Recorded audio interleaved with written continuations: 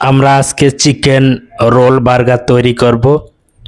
Role বানটা কেটে নিলাম, তারপরে সামপুট টমেটো সস, তারপর দিব ন্যাচো চিজ।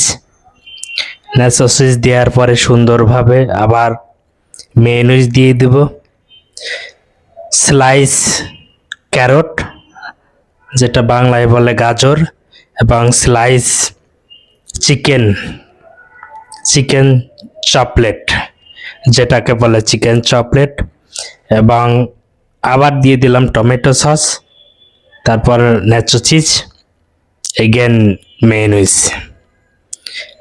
সামপুট লিটিস। বাংলাদেশের লিটিসের অনেক দাম, তাই অল্প একটু পরিমাণে দিলাম। এবার প্রস্তুত হয়ে গেল, একটু ওয়েট করবে। এখন ওভেনে দেওয়ার জন্য, ওভেনে গরম হচ্ছে।